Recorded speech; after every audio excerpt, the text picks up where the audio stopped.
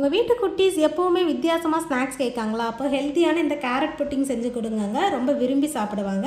இந்த carrot pudding செய்ய என்னென்ன தேவை அப்படின்றத பார்த்தரலாம். நான் வந்து அகர் அகர் எடுத்திருக்கேங்க. இது வந்து எல்லா சூப்பர் மார்க்கெட்லேயுமே கிடைக்கும். 10 கிராம் 40 ரூபா தாங்க.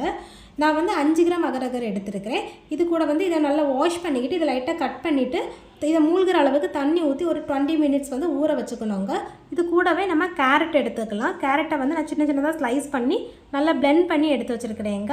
இதுக்கப்புறமா கண்டென்ஸ் மில்க் வந்து ஸ்வீட்டுக்கு ஏற்ற மாதிரி வச்சுக்கணும். இந்த கண்டென்ஸ் மில்க் கொஞ்சமாக ஊற்றிட்டு இது கூட சுகரையுமே ஆட் பண்ணிட்டுக்கலாங்க. 5 கிராம் அகர் அகருக்கு 1/2 லிட்டர் பால் வரைக்கும் எடுத்துக்கலாங்க. நான் வந்து அதை 400 ml பாலாகவும் வந்து 100 ml வந்து கேரட்டை பிளெண்ட் பண்ணி வச்சுருக்கேன், அதையும் எடுத்துக்கிட்டேன். அதுக்கப்புறம் ஆரஞ்சு ஃபுட் கலர் எடுக்கணும். இவ்வளோ தாங்க இது செய்ய தேவையான பொருள். வாங்க இது எப்படி செய்யலான்றதை பார்க்கலாம்.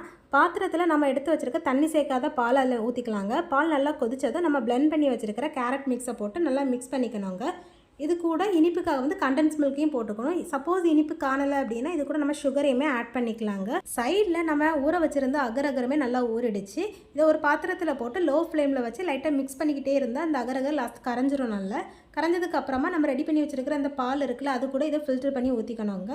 நம்ம வந்து ஃபுட் கலர் நம்ம எடுத்து வச்சுருக்கோம்ல, அதை வந்து ஒரு சின்ன ட்ராப் ஊற்றிக்கணும். உங்களுக்கு வேணும்னா இதை சேர்த்துக்கலாம், இல்லை அப்படின்னா அந்த ஃபுட் கலரை அவாய்ட் பண்ணிக்கலாங்க. இதையும் சேர்த்து நல்லா மிக்ஸ் பண்ணிக்கணும். ஒரு கொதி வந்ததுக்கப்புறமா ஃப்ளேமை ஆஃப் பண்ணிட்டு நம்ம என்ன பவுலில் ட்ரான்ஸ்ஃபர் பண்ணணுமோ அதில் ஊற்றி வச்சுட்டு ஃப்ரிட்ஜில் வந்து கிட்டத்தட்ட ஒரு 1 hour வச்சோம் அப்படின்னா நமக்கு சூப்பரான இந்த கேரட் புட்டிங் ரெடி ஆயிருங்க.